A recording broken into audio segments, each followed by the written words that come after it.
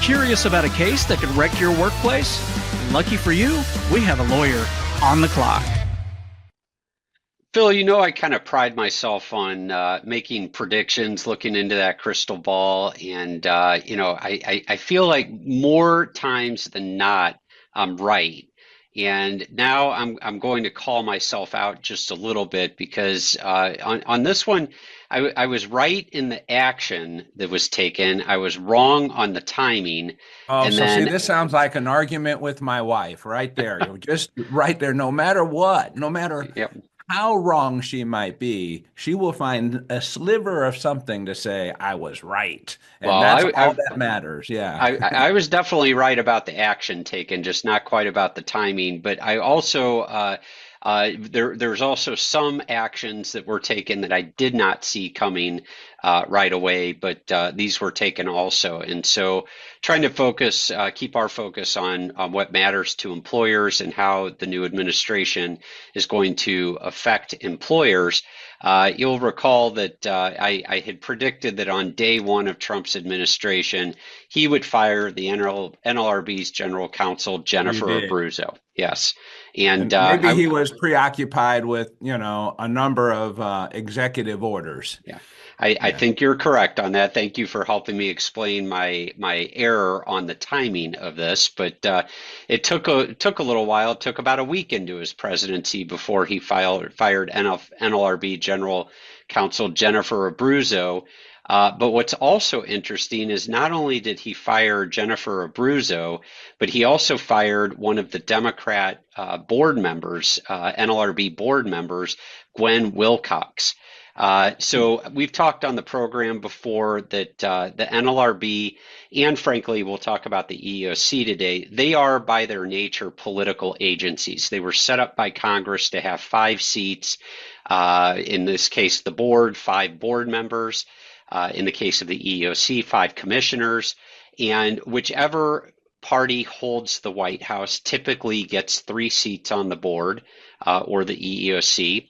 And then the minority party gets 2 seats. And there are times due to the staggered terms, the expiration of the staggered terms, that sometimes there might be, like there was leading up to the presidential election, 3 Democrat NLRB board members and 1 Republican board member.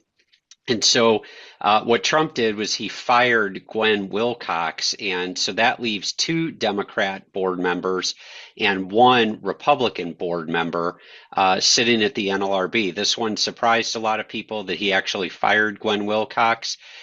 This is, I think, the first time in the history of the NLRB that a president has fired an NLRB board member.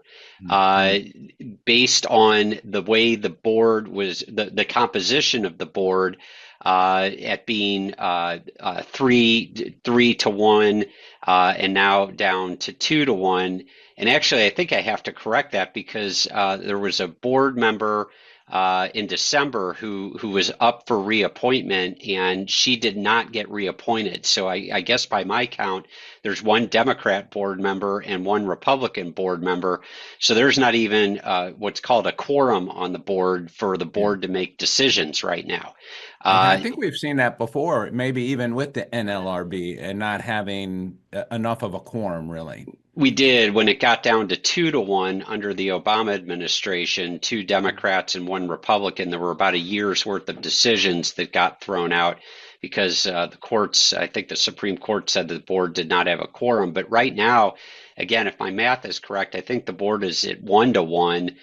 Maybe it's 2 to 1 still, but I think it's 1 to 1. I think again there was a Democrat board member who got renominated in December, and her nomination failed. So it was set up that with the Democrats having 3 seats at the NLRB and the Republicans have 1, had that board member been retained in December and had Gwen Wilcox not been fired, it would have been about a year and a half into Trump's administration before he got control of the NLRB.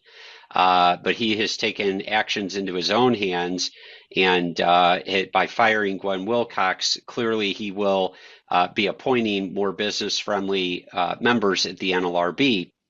And what's interesting here is that let's go back to Jennifer Abruzzo and her firing. In the history of the NLRB, no president had ever fired the NLRB's general counsel until President Biden. He fired Trump's general counsel of the NLRB on day one of his administration, and just recently, within the last 6 months, the Fifth Circuit Court of Appeals upheld that firing. That's, of course, not the Supreme Court upholding the firing, but the Fifth Circuit gave blessing to that firing. And so I do think that it'll be interesting to see if the Democrats try to mount some sort of a challenge to Abruzzo's firing. It'll, of course, be in contrast to what they didn't do when Peter Robb got fired by Biden. They didn't challenge that one at all. So Trump now, though, has taken it a step further. Not only did he fire the general counsel, but he's also fired an NLRB board member, Gwen Wilcox. So we will have to see how the board shakes up. President Trump now needs to nominate several people to fill empty seats at the NLRB. My guess is that major NLRB activity is going to slow down until he nominates people. Of course, they need to be confirmed by Congress, and so this is probably going to take just a little bit of time for this to make its way through. Absolutely, yeah. No, it's interesting. A very interesting time, and lots of change. Like we said. What else do you have there? And I did recall correctly that right now with Wilcox's firing, there are just 2 NLRB board members: Marvin Kaplan, that's the Republican chair, and then Democrat member David Prouty, who I believe was actually appointed by Trump. Those 2 are still on the board, but there now are 3 vacant seats. And interestingly, Wilcox has said that she is going to be suing the federal government over Trump's actions. Surprise. All right. What else you got there, Burt? All right. So let's talk about the EEOC. Why not? Everyone else is talking about it. Let's talk. Yeah. Let's chat about that some. So late Monday night, President Trump fired EEOC commissioners Charlotte Burrows and Jocelyn Samuels. Those were 2 of the EEOC's 3 Democratic appointees that were sitting on the board. Just like the NLRB, there were 3 Democrat EEOC commissioners, 1 Republican EEOC commissioner. It looked as if it was going to be, again, about a year to a year and a half due to the staggered terms that it would take for Trump to get control of the EEOC. With firing of both Burrows and Samuels, now the EEOC sits again, just like the NLRB, at 1-to-1, 1 Republican commissioner, 1 Democrat commissioner. President Trump also terminated EEOC General Counsel Carla Gilbride. And what's interesting is he terminated these EEOC commissioners and the NLRB commissioners for not for any sort of misconduct, but for lack of confidence that they would follow the administration's goals that the executive branch had laid out. So both Samuels Burrows has already retained legal counsel, and Samuels in her own statement said that her firing violates the law and she's considering her legal options. So big things going on at the EEOC. In 1977, President Carter fired an EEOC board member whose term had expired, but who had anticipated staying in his role for another 60 days as the statute allowed. So there is a little bit of precedent at the EEOC side for somebody being fired by a president, but again, those circumstances were slightly different. So these are certainly going to be headed to the courts, but let's also talk about the Fifth Circuit's decision that I just mentioned relating to the NLRB upholding Jennifer Abruzzo's filing. That case was decided by the Fifth Circuit just in the last 6 months of Biden's administration. And so you see how long it takes for these cases to work their way through the legal system, even if they file challenges to these actions by President Trump, it may be too late. Yeah, absolutely.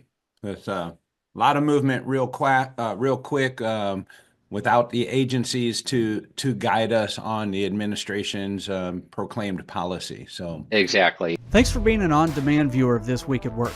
Don't forget you can be part of the show by watching live at 7:30 a.m. Central every Thursday morning, when you can get your burning questions answered by using the question mark icon to the right of the player.